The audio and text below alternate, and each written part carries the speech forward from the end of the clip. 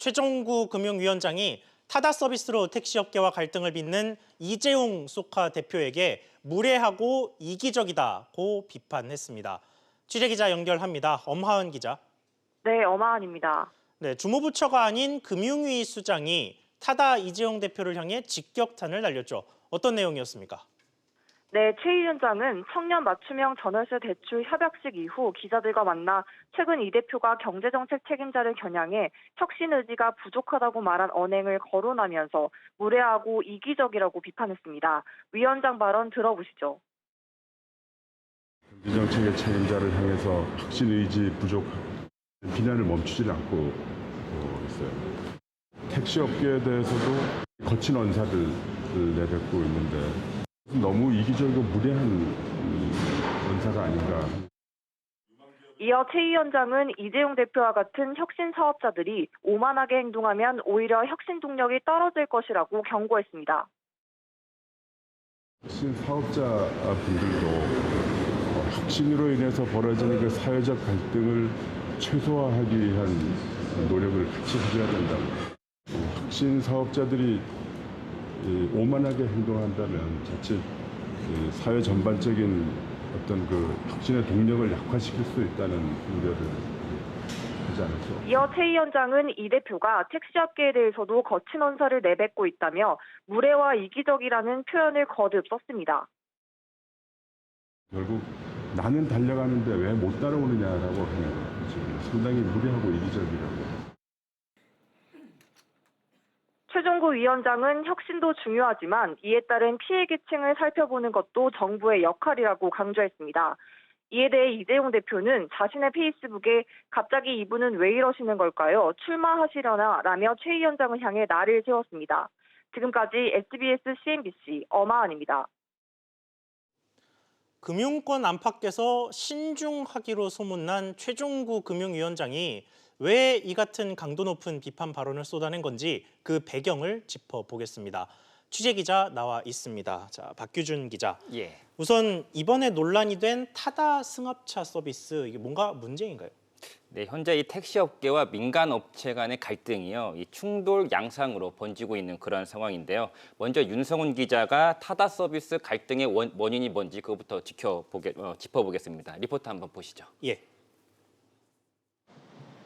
서울 개인택시조합 간부들은 최근 VCNC 박재욱 대표와 이 회사의 모회사 쏘카의 이재용 대표를 검찰에 고발했습니다.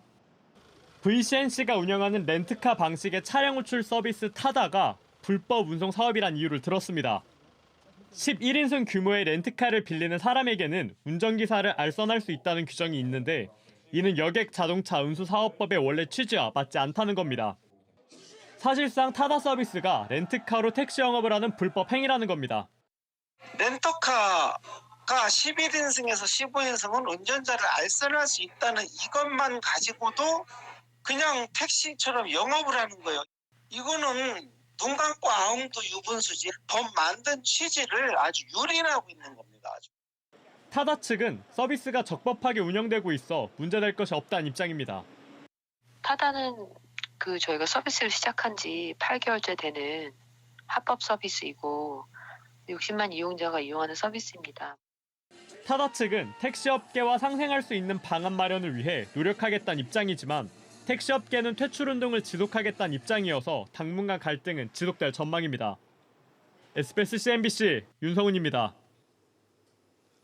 네, 리포트 지금 보고 오셨는데 그런데 전월세 대출 상품 출시 관련 행사 자리에서 좀 생뚱맞게 이 이재용 쏘카 대표를 비판하는 발언이 나온 건데 배경 좀 설명해 주시죠. 그렇습니다. 말씀하신 대로 오늘 전월세 관련 행사가 있었는데 그 과정에서 기자들과 질의응답을 하는 과정에서 오늘 이른바 문제 발언이 나온 겁니다. 기자가 한 질문은요, 내일 있을 핀테크 행사와 이에 대한 정부의 지원에 대한 질문을 한 건데요. 이에 대해서 최 위원장이 대답을 하는 과정에서 바로 문제 발언이 터져 나온 겁니다. 아무래도 질문 자체가 정부의 혁신 지원 쪽에다가 초점이 맞춰져 있다 보니까 최종구 위원장은 혁신에서 소외받고 피해보는 계층을 보호해야 된다, 이렇게 정부의 역할을 강조하는 쪽에 방점을 둬서 발언을 한 건데요.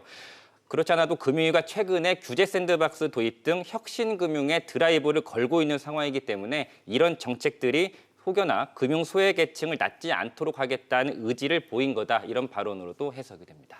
자, 그런데 금융당국 수장이 왜 금융과 무관한 이 차량 공유 서비스 대표를 비판하냐 뭐 이런 얘기도 나오죠. 네, 맞습니다. 말씀하신 것처럼 이례적이라는 게 좀 중론인 상황입니다. 한 부처의 수장이 다른 부처의 현안을 언급하고 이와 관련된 인사에 대해서 비판성 발언을 내뱉는 건 분명 이례적인 일입니다. 이를 의식한 듯 오늘 최 위원장도 5분이라고 하는 짧은 답변 기간 동안에 이 금융위 소관이 아니다라는 말을 2차례 연속 반복을 했는데요. 사실 담당 부처인 국토부 장관이라든지 또 경제 전반을 총괄하는 기재부 장관이 이런 발언을 하는 거는 이해는 됩니다. 하지만 금융위원장이 왜 이 금융과 무관한 차량 공유 서비스 업체의 대표를 지적하는 거냐 이러한 뒷말들이 나오고 있는 겁니다.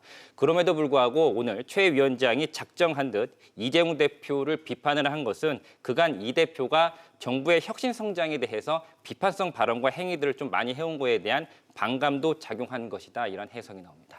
자, 이 때문에 오늘 이 두 사람의 설전이 이 혁신 성장을 둘러싼 관료와 민간 간의 갈등이 표면화된 것이라는 해석도 나오죠. 네, 맞습니다. 좀 깊게 분석을 해보면 그런 해석도 가능한 것처럼 보이는데요. 사실 그동안 이재용 대표는요, 이 홍남기 경제부총리 등 주요 관료들과 혁신 성장의 방법론을 두고서 좀 대립각을 세워왔던 게 사실입니다. 지난 2월에는 이 홍 부총리와 카풀을 놓고서 대립을 하면서 홍 부총리가 사회적 대타협이 필요하다고 하자 이 대표는 공유 경제는 타협으로 되는 게 아니다. 어느 시대 부총리인지 모르겠다. 이런 식으로 날선 비판을 하기도 했습니다. 이재용 대표는 또 문재인 정부 출범 이후에 이 4차 산업혁명을 주도할 혁신성장본부 민관위원장을 맡았지만 결과적으로 이 자리도 박차고 또 나오기도 했거든요. 이 때문에 혁신성장을 정책적으로 주도할 관료들로서는 혁신성장의 어깃장을 놓는 것처럼 보이는 이 대표의 행동에 반감이 작용한 것으로 보입니다. 네, 박 기자 이야기 잘 들었습니다. OECD에 이어 국책연구기관인 KDI도 올해 경제 성장률을 전망치를 낮췄습니다. 수출 감소가 이어지고 있는 가운데 투자 위축에 내수 부진이 이어지고 있어 경기 상황이 좋지 않다고 진단했습니다. 금리 인하의 필요성도 언급했습니다. 류정훈 기자가 보도합니다. 한국개발연구원 KDI가 내놓은 올 경제 성장률 전망치는 2.4%. 지난해 11월에 내놓은 전망치와 비교해 0.2%포인트 하향 조정됐습니다. KDI는 최근 우리 경제가 투자 위축과 내수 증가세 둔화, 특히 경제 버팀목인 수출이 줄어드는 등 전반적인 경기가 부진한 상황이라고 진단했습니다. 반도체 경기 호황이 작년 하반기 이후 조정되는 국면에 진입하면서 금년 들어 부진이 심화되고 있습니다. 대외 여건도 좋지 않습니다. KDI는 미중 무역 분쟁 등으로 커지는 불확실성이 수출 회복을 가로막고 있다며 경제 성장 전망치를 최대 0.2%포인트까지 더 낮출 수 있다고 분석했습니다. 나아가 최저임금 인상과 노동시간 단축 같은 노동정책 변화에 따른 부작용은 성장률을 더 끌어내릴 수 있다고 진단했습니다. 반면 기초연금, 근로장려세제 등 사회 안전망 정책은 경제 상황을 예상보다 개선시킬 수 있다고 평가했습니다. 또 대내외 수요 예측에 대응하기 위해선 확장적 재정, 통화 정책이 필요하다며 금리 인하의 필요성도 언급했습니다. KDI는 내년에는 경제가 완만하게 회복되면서 2.5% 내외의 성장률을 기록할 전망이라고 밝혔습니다. SBS CNBC 류정훈입니다. 앞서 보신 것처럼 한국개발연구원 KDI는 성장률을 낮추면서 미중 무역 갈등이 더 심해지면 성장 전망치를 더 낮출 수 있다고 분석했습니다. 대외 여건이 우리 경제에 미치는 악영향이 크다는 의미입니다. 정인아 기자가 보도합니다. 이달 20일까지 우리나라 5월 무역 수지는 수출 257억 달러, 수입 277억 달러로 20억 달러 적자를 냈습니다. 문제는 수출입니다. 5월 중간집계 결과 수출은 지난해보다 11.7%가 줄었습니다. 이 추세가 계속되면 5월 전체 수출액도 지난해보다 줄어들 가능성이 큰데 이렇게 되면 우리나라 월간 수출액은 전년 대비 6개월 연속 감소하게 됩니다. 품목별로는 반도체 수출이 지난해와 비교해 33%가 줄었고 석유 제품도 5% 넘게 감소했습니다. 이러한 가운데 좀처럼 풀리지 않는 미국과 중국의 무역 갈등도 부담입니다. 지난해 우리나라 수출 가운데 24%는 중국이, 12%는 미국이 차지했습니다. 미중 무역 전쟁은 중국의 대미 수출 감소와 경제 성장률 둔화를 불러옵니다. 우리나라는 대중국 수출 가운데 중간재 수출이 80%에 육박해 영향을 받을 수밖에 없습니다. 중국 자체 수요도 내수 수요도 주는 부분이 있어서요. 반도체나 전자 부품이나 철강 화학 같은 중간재 중심으로 해서 영향을 받고 있습니다. 양국의 보복 관세와 연쇄적인 관세 인상으로 교역 축소가 장기화되면 수출 의존도가 큰 우리 경제는 타격을 받을 수밖에 없습니다. 국제통화기금 IMF는 글로벌 관세율이 1%포인트 인상되면 우리나라 국내 총생산은 0.65% 줄어든다고 분석했습니다. SBS CNBC 정인아입니다. 수출이 주춤한 상황에서 내수마저 부진한 상황, 그야말로 내우외환인데요. 내수가 부진한 데는 1,540조 원에 달하는 가계부채에 시달리고 있지만 벌이가 신통치 않은 게 이유입니다. 정지환 기자가 보도합니다. 올 1분기 말 가계부채는 1,540조 원으로 1년 전보다는 71조 8천억 원, 4.9% 늘었습니다. 전년 대비 증가율이 4%대로 떨어진 건 2004년 4분기 이후 14년 3개월 만입니다. 정부의 가계대출 관리 정책이 지속되고 주택 매매 거래가 크게 위축되면서 가계대출 증가세가 둔화되었습니다. 반면 가계소득은 3.6%밖에 늘지 않았습니다. 특히 소득에서 세금이나 이자 등 비용을 뺀 처분 가능 소득은 3.3%밖에 증가하지 않았습니다. 벌이보다 빚이 더 빨리 늘며 계속 쌓이는 겁니다.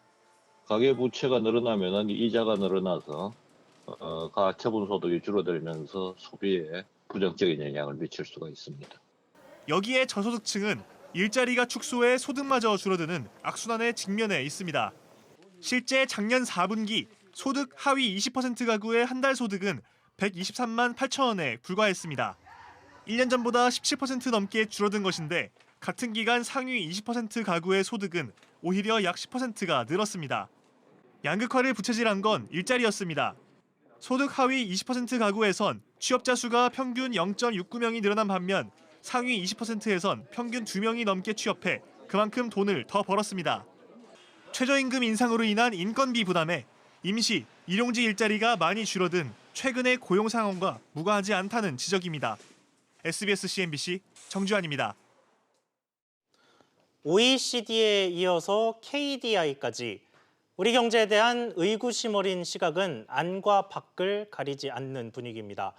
정부의 해법은 더 공격적으로 나랏돈을 풀겠다는 건데 이 역시 의구심 어린 시각이 참 많습니다.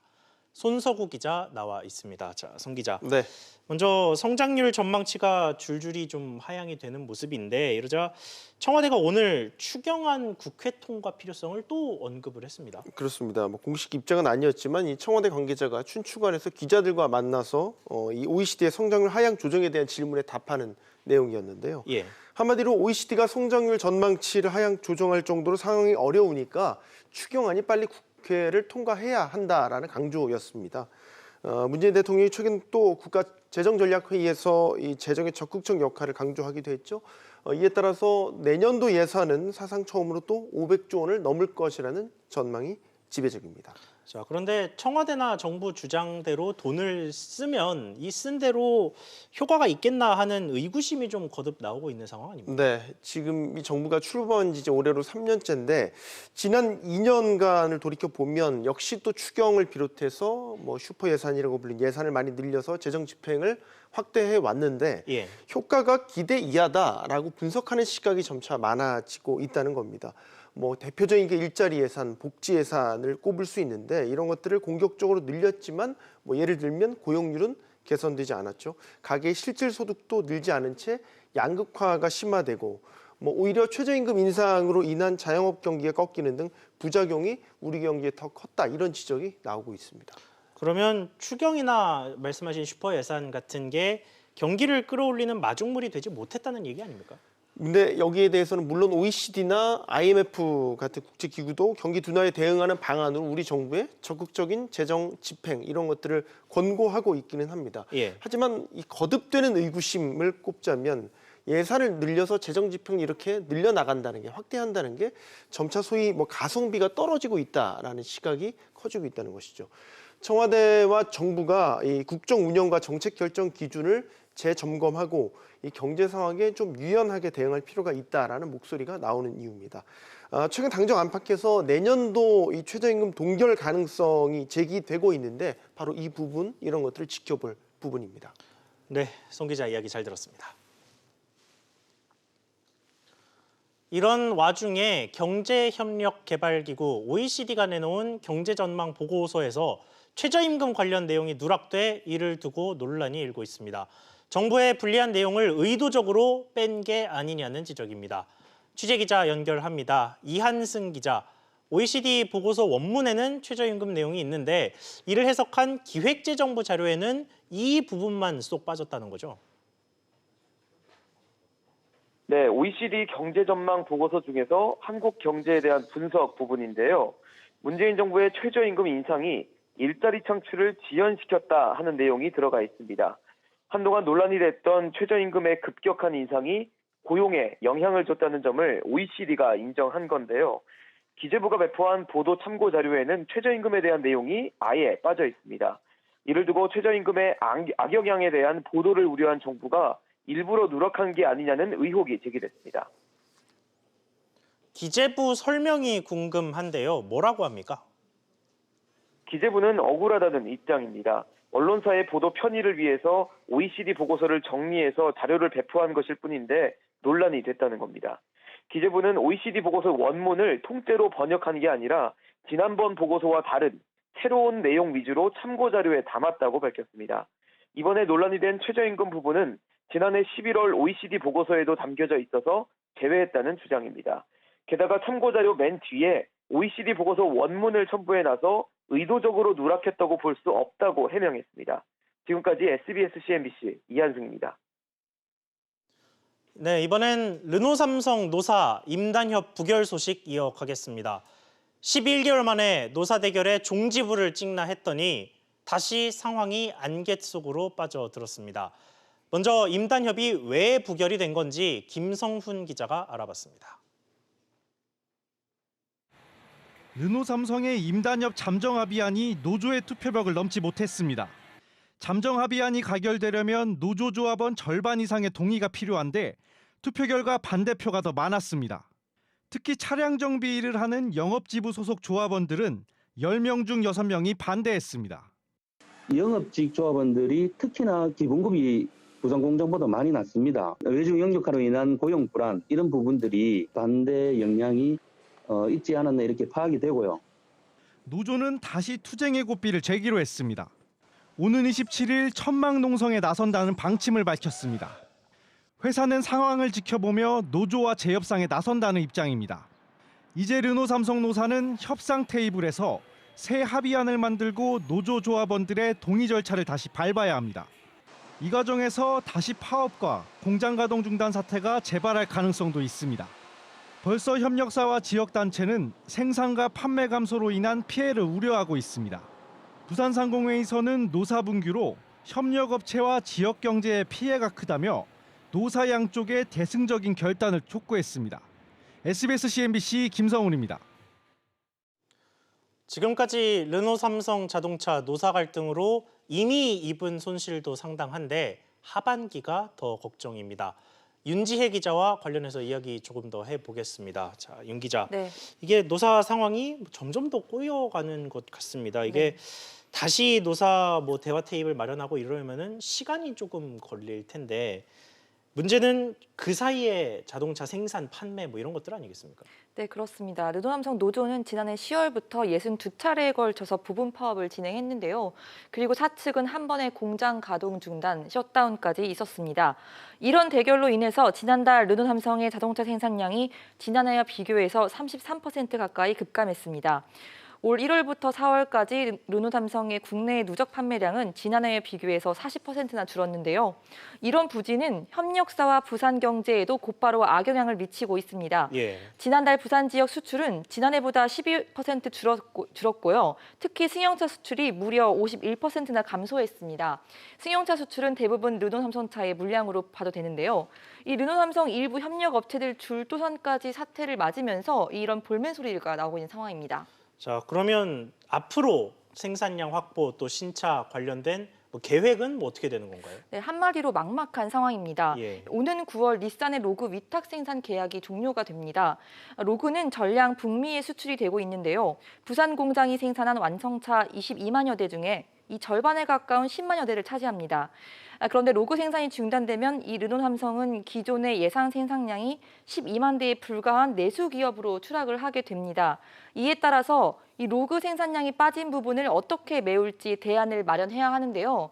시간이 석 달 정도밖에 남지 않았는데 이 노사 관계가 다시 원점으로 돌아간 상황인 겁니다. 그러니까 아직 방금 윤 기자가 이야기한 닛산 로그의 후속 물량을 못 정한 상태죠? 네, 맞습니다. 원래 계획은 이 내년 상반기 출시 예정인 신형 SUV XM3의 이 수출 물량으로 메우려고 계획을 했었습니다. 그런데 이 프랑스 르노 본사가 이 노사 합의가 이뤄진 뒤 후속 물량 배정을 논의하겠다는 입장이거든요. 그러니까 이 XM3 물량 확보조차 불투명해진 겁니다. 모든 게 불확실해지면서 이 하반기에 르노삼성이 생사의 기로에 설 것이라는 관측이 나오게 된 배경이라고 볼 수 있습니다. 네, 잘 들었습니다. 다음 소식 이어가겠습니다. 정부가 바이오 헬스 산업을 차세대 주력 산업으로 키우기 위한 혁신 전략을 발표했습니다. 바이오 빅데이터 구축과 연구개발 투자 확대 등 다양한 방안이 포함됐습니다. 먼저 정광윤 기자가 보도합니다. 정부가 발표한 바이오 헬스 산업 혁신 전략은 기술 개발부터 인허가, 생산, 시장 출시까지 전 주기에 걸쳐 혁신 생태계를 조성하겠다는 겁니다. 이를 위해 우선 개발 단계에서 100만 명에 달하는 바이오 빅데이터 플랫폼을 구축해 신약 개발과 의료기술 연구에 활용하고 현재 연간 2조 6천억 원 수준인 연구개발 투자도 오는 2025년까지 연 4조 원 이상 늘리겠다고 밝혔습니다.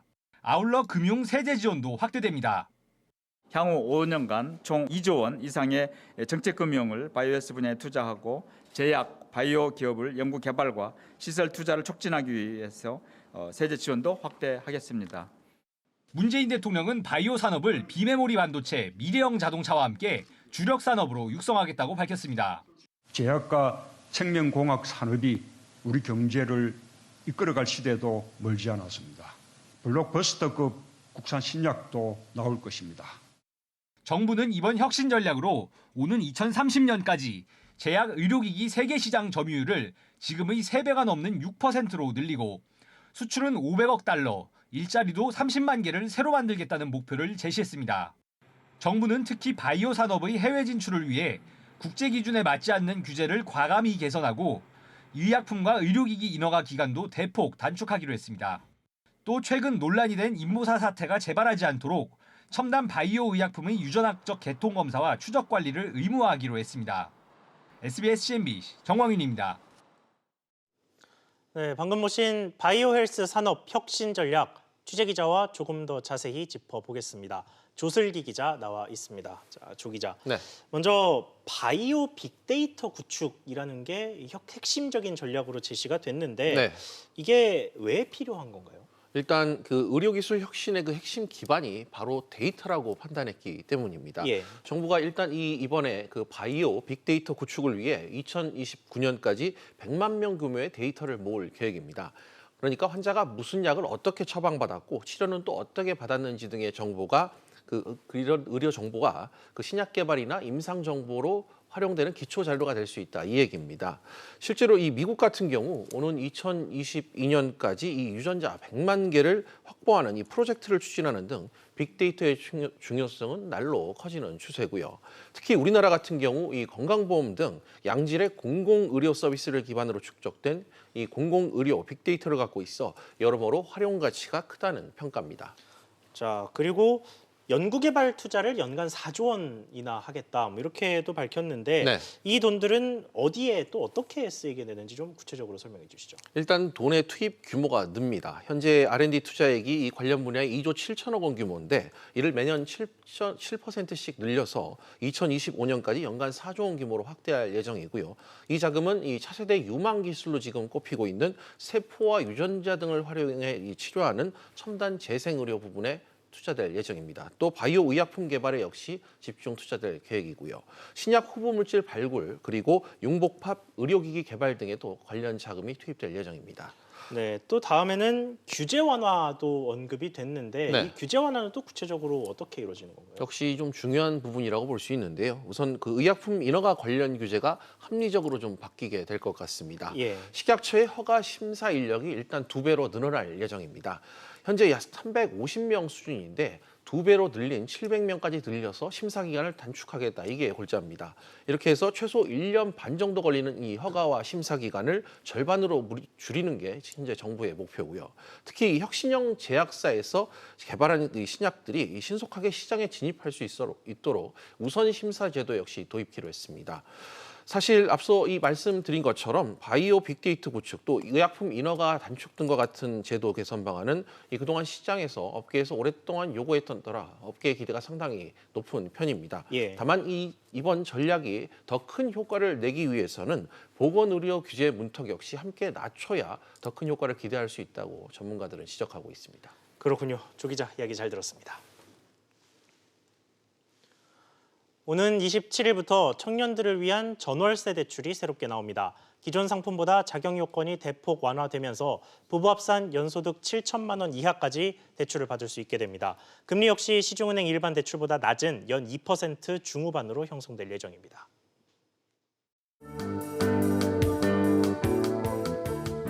안녕하세요. K웨더 라이프스타일 예보 우조입니다. 오늘 전국 대부분 지역의 낮 기온이 25도 안팎에 머무는 데다가 선선한 바람까지 불면서 기분 좋은 날씨가 이어지고 있는데요. 내일은 오늘보다 기온이 올라 덥겠고 자외선 지수 또한 높게 나타나겠습니다. 내일 서울의 아침 기온은 14도, 낮 기온은 28도로 오늘보다 2도가량 높겠지만 요즘에 해가 지고 나면 급격하게 기온이 떨어지면서 쌀쌀함을 넘어 이제는 춥다고 느끼실 텐데요. 내일도 서울의 일교차는 무려 14도가량 크게 날 것으로 보이기 때문에 건강관리에는 각별히 유의하셔야겠습니다. 오늘은 수도권을 중심으로 전국의 미세먼지 농도가 약간 높게 나타나고 있는데요. 당분간의 미세먼지에도 대비를 잘 하셔야겠습니다.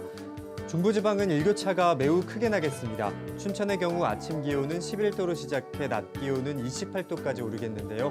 건강관리에 유의하시기 바랍니다. 동해안은 종일 맑은 날씨가 이어지겠고 낮 기온은 속초 28도로 오늘보다 기온이 올라 덥겠습니다. 남부지방의 하늘 역시 파란 하늘을 보이겠습니다. 낮 최고 기온은 광주 30도, 부산과 제주 26도, 대구는 무려 32도까지 올라 매우 덥겠습니다. 이번 주에는 별다른 비 소식 없이 맑은 하늘을 보실 수 있겠고요. 모레 금요일부터는 서울의 낮 기온이 30도까지 오르면서 주말까지는 더위가 이어질 것으로 전망됩니다. 지금까지 기상정보였습니다.